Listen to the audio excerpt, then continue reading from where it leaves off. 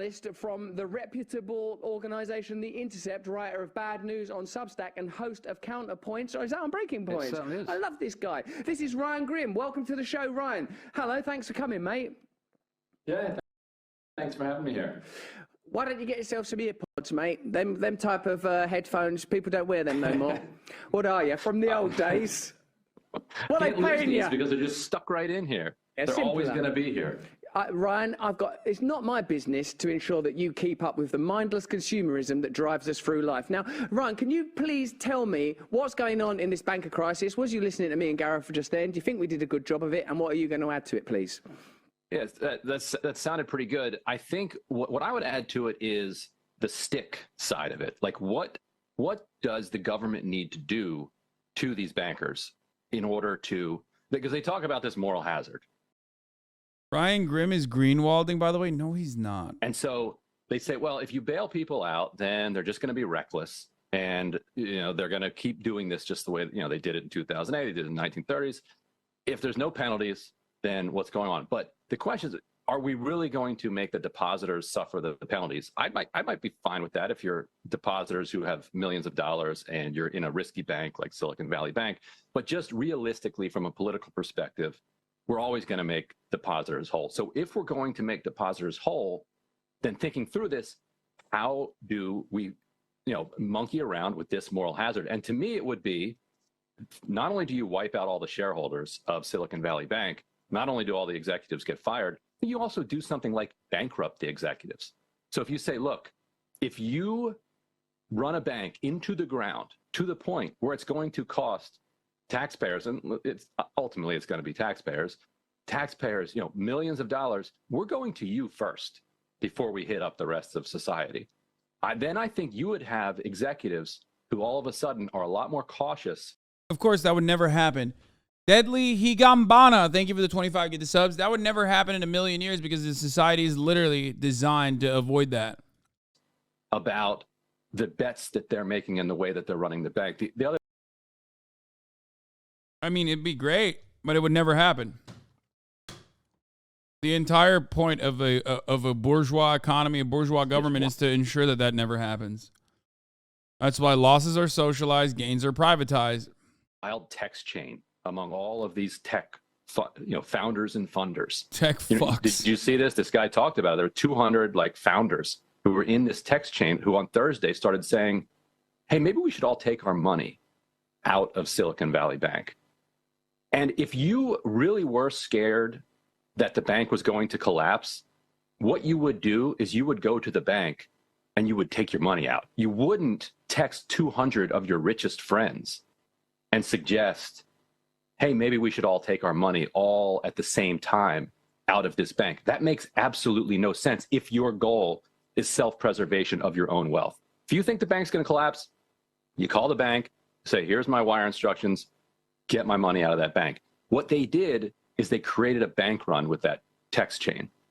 And then you have to ask, why did they do that? And please, speculatively, and I know it's purely speculation, Ryan, why would you do that? Is it because you know that if the bank collapses, you're going to be bailed out and ultimately it's going to be more beneficial than taking the money out in the first place? Yeah, one of the theories that's going around is that this entire tech economy requires low interest rates and massive amounts of quantity. Ooh, this is actually a really good take. I was going to mention this as well. I've been thinking about this a lot. I think I know what he's going to say. I've been thinking about this a lot. And one thing that I was thinking is they did get the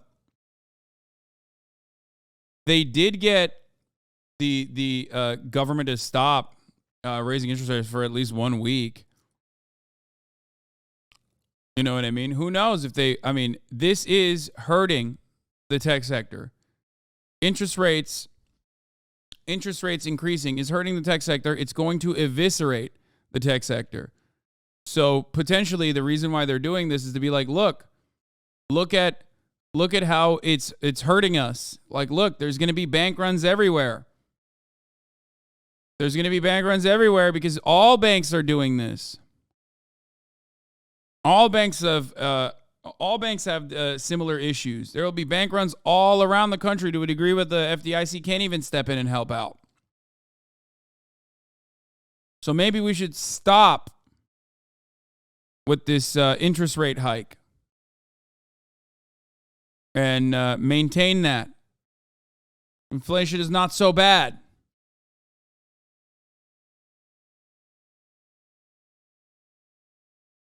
So is that why they'd have some interest in engaging in a bank run rather than letting the bank fail despite the result of the depositors is the same?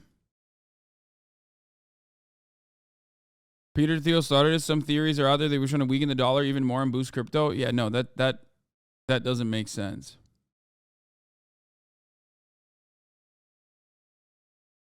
I don't care about the crypto shit. Rokana is holding a fundraiser.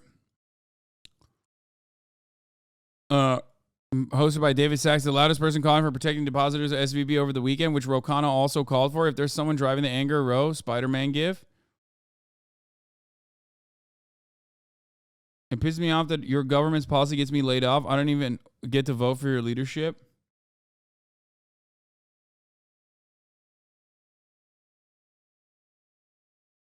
I think ultimately,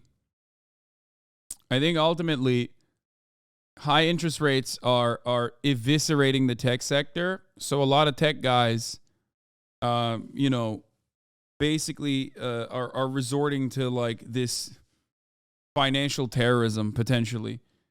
To I don't know. It's just it's speculation. This is speculation because I can't find in my mind a single reason as to why they would have pushed for a bank run, other than and then literally continued talking about how if the government doesn't bail them out immediately, there will be a bank run. You know what I mean?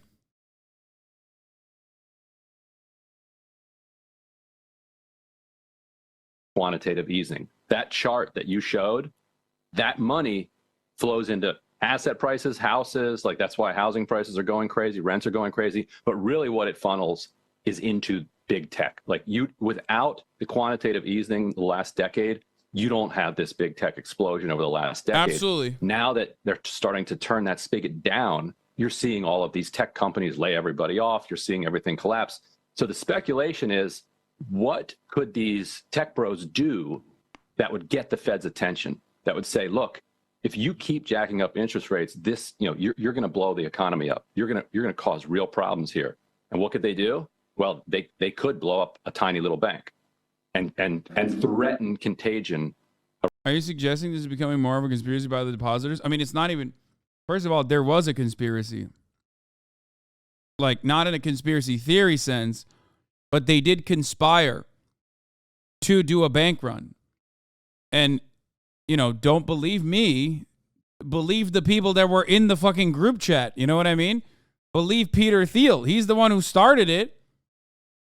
They openly talked about it on Twitter. Where's the Twitter link? Okay, it's a long-ass thread, so I didn't want to fucking read it yesterday, but god damn it, I think we do need to read it now. But, I mean, here you go, dude. Zoomers, it's like when Logan Paul did a rug pull, kind of, not entirely. Silicon Valley Bank was the main bank for two of our companies, my personal savings and my mortgage. This is how things unfolded for us. Between 2013 and 2023, all good. Thursday, 9 a.m. in a chat with 200 tech founders, mostly in the Bay Area. Questions about SVB start to show up. Some suggest getting money out of SVB for safety. Only upside, no downside. I read the messages in a bathroom break. I immediately canceled the meeting I had. I asked my wife, Tina, to wire all of our personal money out to other banks. Call my teams, ask them to do the same. One of them at the dentist has to stop the procedure and run home. We can't get the money out of any of the accounts. For our personal savings, we don't have any other bank accounts readily available. For one of the companies, the permissions are not set up to allow such significant exit of money. We can only get half of the money out. We wired into Ameritrade as we don't have any other bank accounts set up. For the second company, the banking credentials have been changed. I cannot log in. Kana gets a hold of another bank we're already talking to, UBS. Ask them to open a bank account pronto. I changed the permissions for the first company. We request another wire out to Ameritrade for the remaining money from that company. We have to wait the wires to get out. After a long wait, I get hold of an SVB agent. They reset my credentials with a second company. All of my chats with tech founders in the U.S. light on fire with what's happening. Obviously, we have a bank runoff. Surreal. We request 2 wires for all the money from the second company to Mercury. They clear. Dozens of documents are signed without even reading them. Complete opening of a personal bank account with UBS. Tanya requests SVB via their website to wire all of our personal savings to UBS. Given the permission settings in place, they tell us that they have to call us. SVB is a solid bank. I know their CEO, Greg Becker. Great guy. I figured this is a temporary issue caused mainly by people panicking. They'll recover. I buy shares of SVB at what I consider is significantly low prices. What?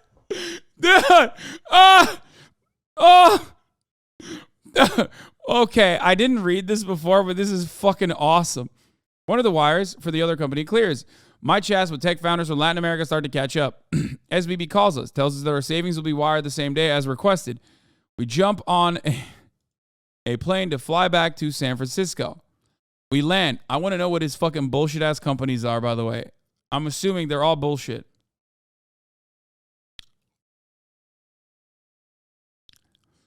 We land. We learn that a second wire for the second company hasn't cleared yet. Worse, the wire to get our personal savings is still in queue. Go to bed.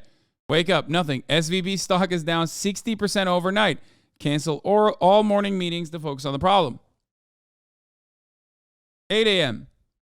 We learned that SVB is now controlled by the government. The shares I bought the day before are now likely worthless. I made a mistake. I host a town hall with my team. Explain what's happening. Answer questions.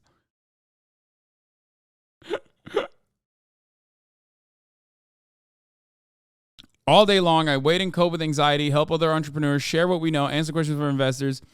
Figure that the money for the company with the pending wire is safe. It will be available as of Monday. Unfortunately, for our personal savings, only a portion is safe. We may recover most of the money. The percentage, however, remains unclear. It may take years. Play with the kids. Help me forget about the material world. What did I do wrong? Am I good enough to do what I do? Hug, Tanya. Figured there's nothing of value by focusing on the topic. It's an externality. We shouldn't invest too much time thinking about them or trying to predict the markets. Time to go back to what we can control, the execution of our companies. Continue pushing forward. Persist, persist, persist.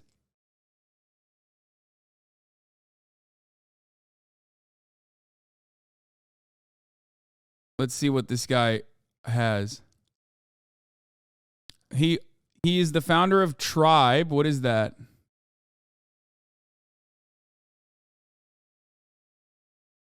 What? A community offers robust custom.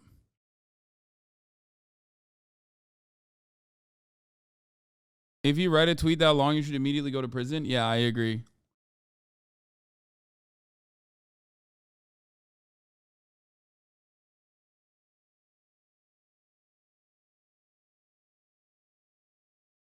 Rise Pal.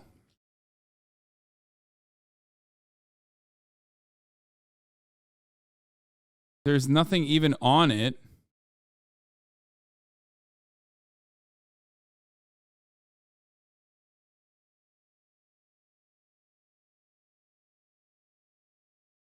There's a citation needed for like half of his fucking companies, dude.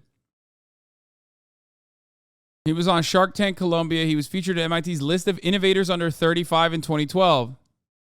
He's a known advocate of remote work. He's worked with remote teams since the founding of Voice 123.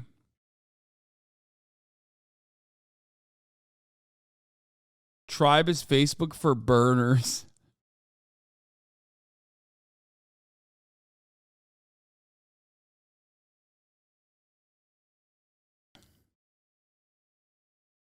All his apps are bullshit rent-seeking disruptions with a subscription model for like an alarm clock or something. I mean, you didn't really describe anything. You just basically described the entirety of Silicon Valley. Damn near every single Silicon Valley tech startup is basically bullshit rent-seeking disruptions with a subscription model for pre-existing things that you could get for free. You basically, yeah, you just described. Remember when they did vending machines? They were like a disruptive new way to undermine bodegas. And it was like a vending machine. And it's like, what the fuck are you saying? You know what I mean? What, like, that's just a vending machine. Like, you're describing a vending machine, dog. It's basically the same concept behind Uber too. It's like it might come across like this brilliant fucking idea, but The only thing that Uber did was, and the reason why it still has to present itself as a tech company is basically disrupting the regulation required for taxis. It opened it up to contractors, that are on in real time all the time. My friend worked there. It was called Bodega. Yeah, exactly. It was just a vending machine company. They called it Bodega, and they got millions of dollars. They raised millions of dollars. Why? Why did they raise millions of dollars? Well, they raised millions of dollars because everybody wants to be everybody wants to be the guy who invested into the next Uber. Okay? That's it. The only thing that Uber Eats did is make people earn less and gets you cold food delivered for more money. The most Silicon Valley example, Juicero is still the greatest example of Silicon Valley stupidity. We'll talk. Wait a minute. Is Silicon Valley making your life easier or just making... Wild-eyed commentary. A year after hyped-up Wi-Fi connected juicer fails spectacularly, Silicon Valley's obsession with it still makes it crazy. It's a $400 Wi-Fi connected juicer as the first home cold press juicing system. It promised convenience. It promised wellness. A world where a glass of fresh juice in the morning didn't require you to squeeze pulpy citrus between your bare hands like a monkey. It was as simple as pulling out a produce pack, a sachet of pre-chopped fruits and vegetables, securing it between Juicero's flat squeezing plates, and pressing a button to get instant cold-pressed juice. It was Silicon Valley's answer to the massive trend toward healthy living and cold-pressed juicing. But on September 1, 2017, a year ago today, Juicero imploded in a dazzling shit show of Silicon Valley bluster.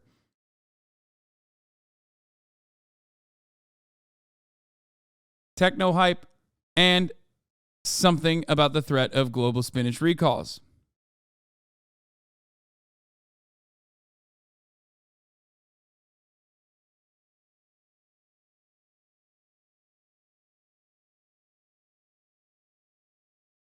It also sucked you off to completion, which is why everyone loved it, but they couldn't advertise it like that. It's like how the Q-tip boxes say, do not use in ears. Sure, bud.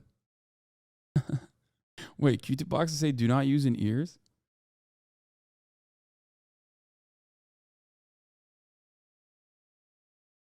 Yeah.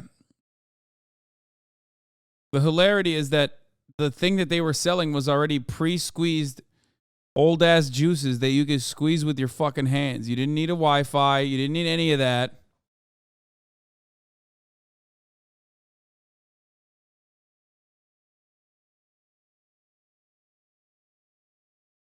Another example is WeWork too. Anyway, so we will never learn from our lessons. I don't even know what this guy's fucking companies are. It seems silly. But I do agree possibly with Ryan that this could be an alternative motive as to why this bank run was facilitated. Because when you think about Peter Thiel pushing for it, Tribe isn't really bullshit. It's an influencer marketing marketplace. It's pretty big. Okay. I take it back. One of his products was legit, I guess. Around the entire economy. So to me, we don't, like you said, this is speculation. We don't know. We do know. Go ahead. I love this thing.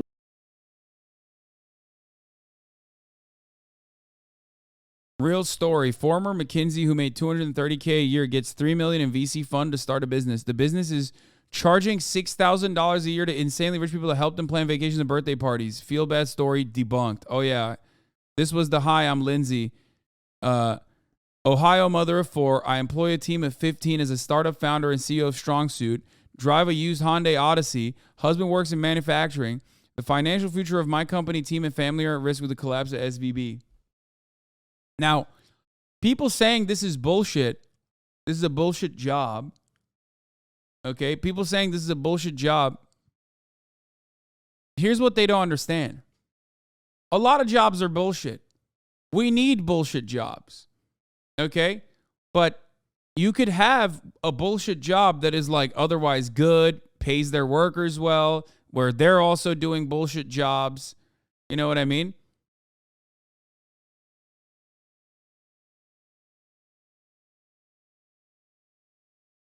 You could do that. You could even have those bullshit jobs be relatively productive. Okay? Most of our economy in the United States of America is geared towards bullshit jobs. The tribe that dude runs is not the tribe that you looked up and is an actual company. He runs some random remote work shit that doesn't have a presence online either. Thank you. So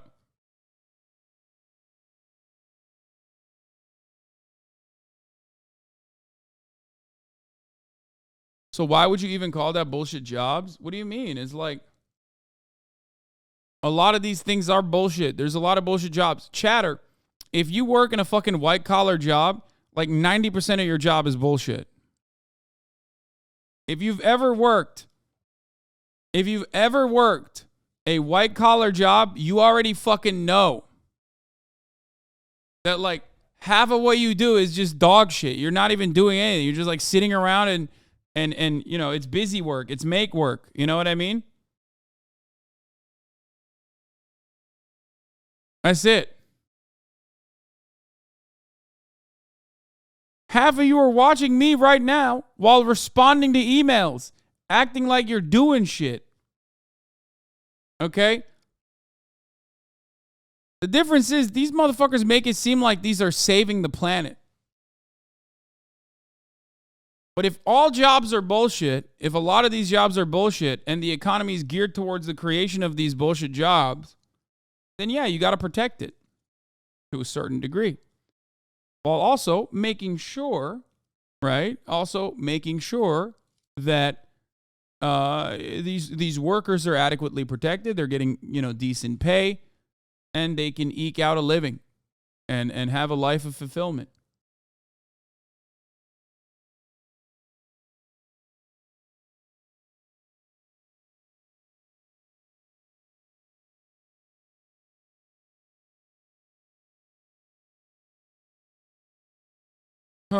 Anyway.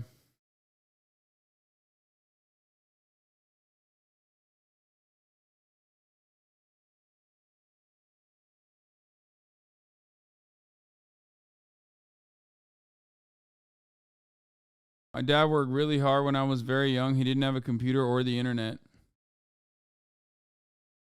I mean, Nick, I don't know what your dad did, but we're talking about white collar work for the most part. But part of the reason why these jobs are now bullshit is because tech, he was president of the USA. Oh, nice.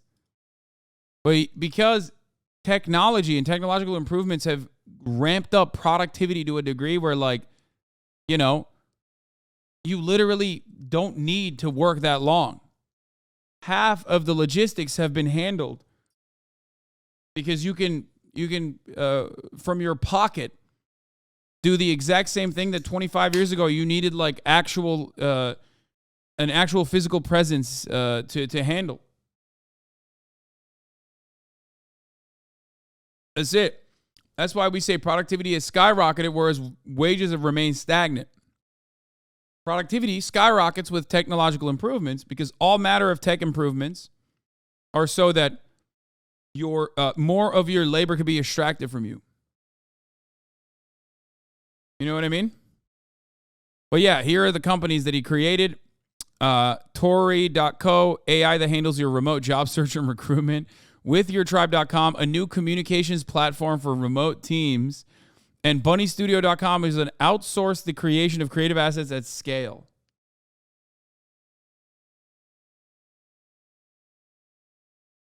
Yeah.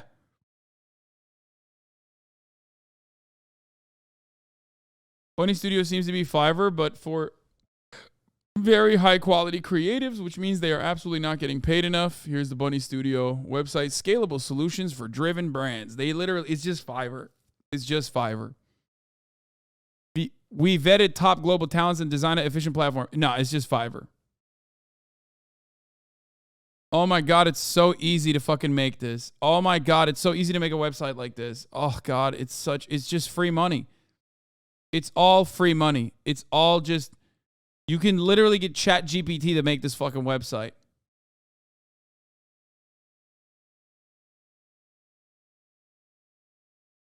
Just get the Squarespace template, slap a website, act like you actually work with fucking Dell and shit.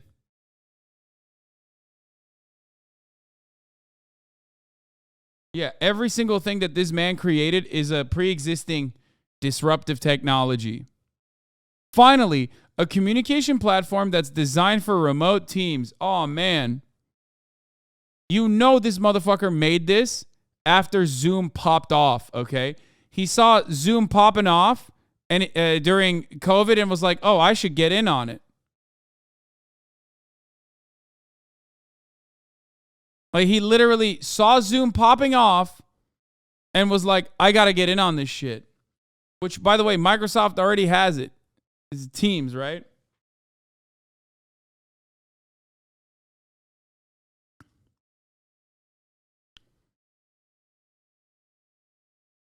Anyway. That's it. Because all of this shit is so stupid. But when there's free money to be made and everyone wants to be a gambler who is going to be at the ground floor of the next unicorn, and they already have too much money and they don't know what the fuck to do with it, they just dump it into a couple million here, a couple million there, a couple $100,000 here, a couple $100,000 there. They dump it into companies like this because one of them's going to hit. One of them's going to fucking hit. At a certain point, you're probably not even looking at the product that you're dumping money into.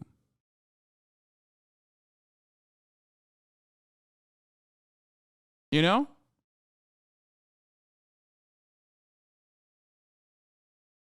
So that's it. It's the Gary V strategy, yeah.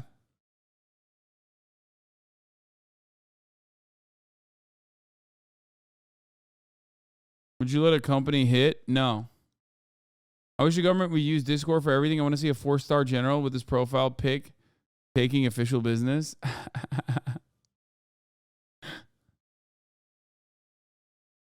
Yeah. All matter of business basically now is just being disruptive, right? Which is a way to like skirt pre-existing regulation in order to improve your profit margins, which, by the way, this is kind of fun. I'm going to show you this real quick. All matter of Silicon Valley tech startups are just basically trying to find a techie way to disrupt or basically get away without abiding by the pre-existing regulations as you try and force every other competitor out of the marketplace with predatory mergers and shit like that, as you get funneled an infinite amount of money because quantitative easing is awesome. Okay, so you get an infinite amount of money to monopolize a marketplace, and then you fucking turn around, and once you do monopolize that marketplace, that's it. You can raise prices. You can make the work shittier and shittier. You can consistently drive wages to the ground. There's no regulation to begin with anyway. And then that's it. What is this? TechCrunch Disrupt SF? Silicon Valley Are you ready?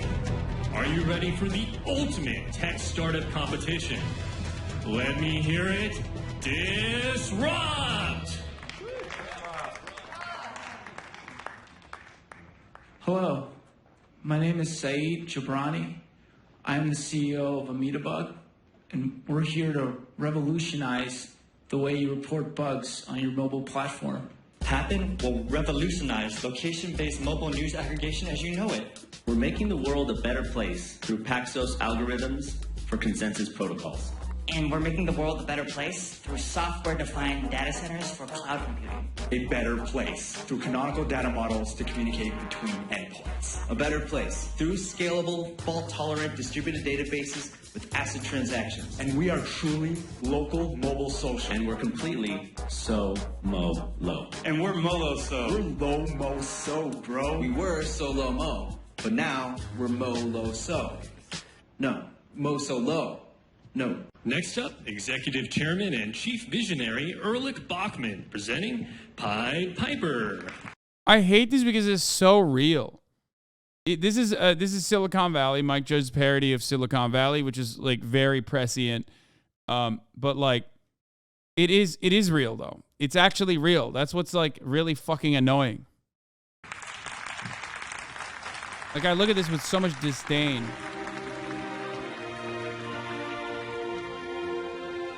It's a great show though. Since the dawn of time, mankind hath sought to make things smaller, but until now, Anyway, the rest of this is whatever. I write software for actual car repairs. I have no downtime.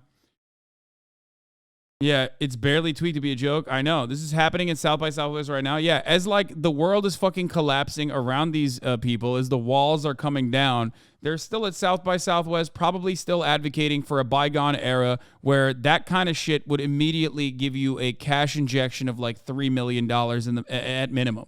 Yo, as an app, was the perfect representation of this.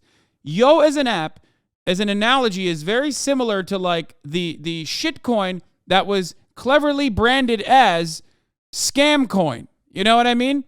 There's no difference between either of these things. It's just that Yo was the more legitimate crypto rug pull.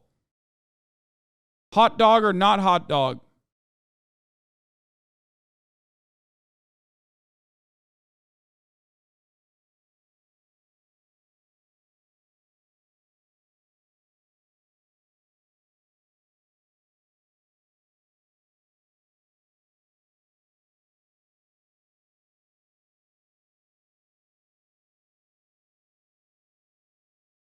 Now, while we were doing quantitative easing, which Breakfast with Beast explains to the chatters, saying quantitative easing was when the Fed would pump millions per month into the stock market, solidifying gains, and with zero interest loans, business would prop up investors, had confidence to invest in anything in front of them.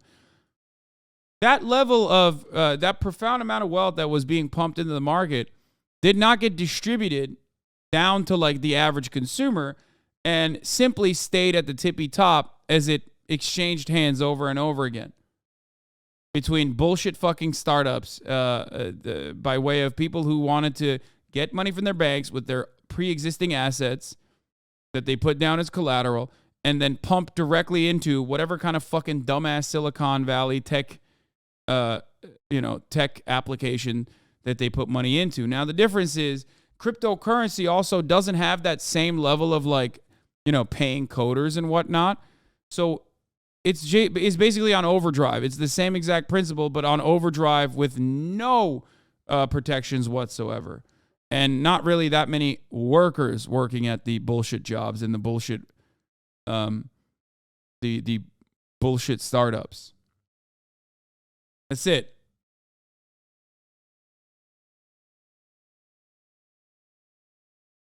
Now, here's what we have right here. The silver lining from Jason Calacanis.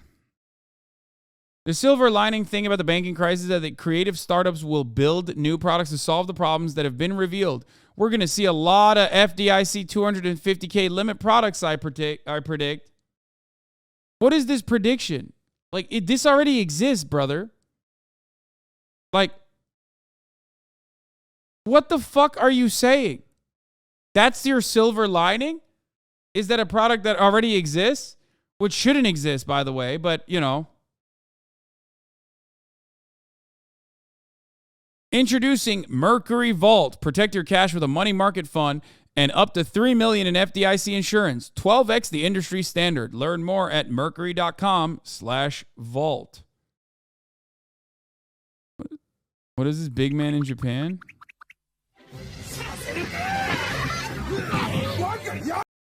What the fuck is this?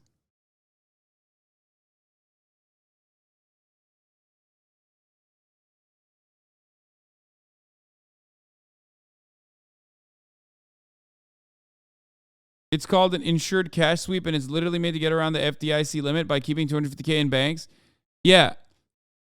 This, for the record, this is a thing that exists already. This is not new. Okay? You can do it on your own if you're, what's his face? What's the Greek god? Who has like 50 bank accounts or whatever? Yeah, Giannis does this personally by having 50 fucking bank accounts. Not Zeus, man. The Greek freak.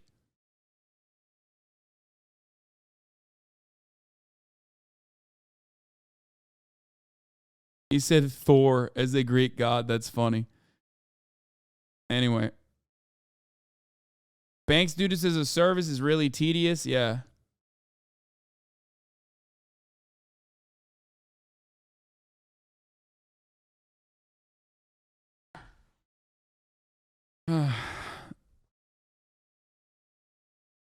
Anyway.